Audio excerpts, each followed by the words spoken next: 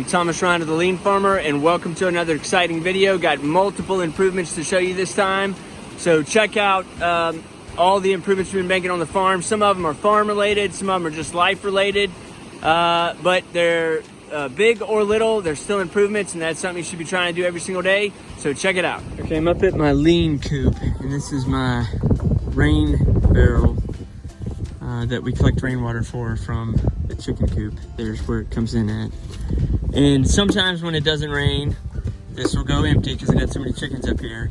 And I used to put a hose over in it, but sometimes the hose would fall out. So I'd start the water, the hose would fall out. That was annoying. And then if you leave the hose in it, it runs downhill, so it can actually suck the water out of it after you fill it up. And that was annoying. So I fixed what bugs me by putting in this little teeny clamp, if you will. The hose sticks right through here and hangs down in the water and fills up the barrel. I don't have to worry about it falling out, and I don't have to worry about it sucking any of the water back out. Fixed what bugs me.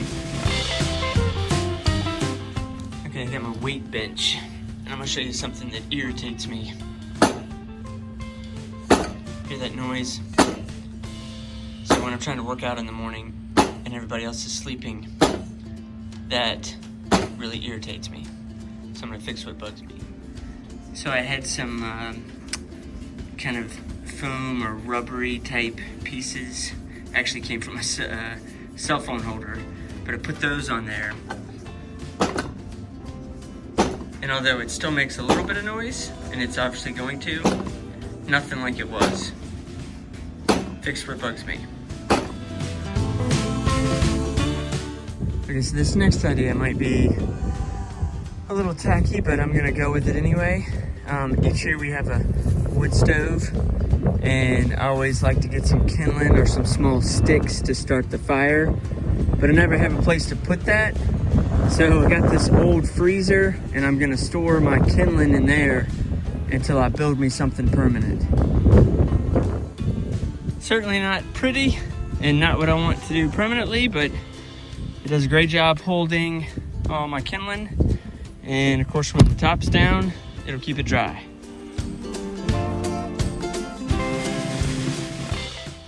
So I have a problem with hens all piling up at the entrance to the upper part of the coop. So I'm going to try to put in some roosting poles to correct that. Got the roosting poles in, and I did that by cutting some trees down, cutting them to size and then putting them up there. I like giving them something natural to roost on. I just got to get them trained where they'll all start going on the roosting poles. So one of the other improvements I'm really excited about, it's actually one of my favorite improvements that we've ever done up here, is we recently had the well put in, but I left the spring box hooked up. So I've got a separate well, separate pressure tank for that, and then I got the spring box, and I got a pressure tank for that, and then I've got a manifold plumbing system set up so I can kind of work either one. And I left the spring box set up so that when we water animals, I can pull that from the spring box, but from the well, it'll only feed the house. And there's a couple cool improvements that I did along with keeping them split like that. So check these out. Okay, so when I had my electrician come hook up the well, I had him run a switch over here right beside my basement door. So right where I go out every day to do my chores, I put a switch for the spring box.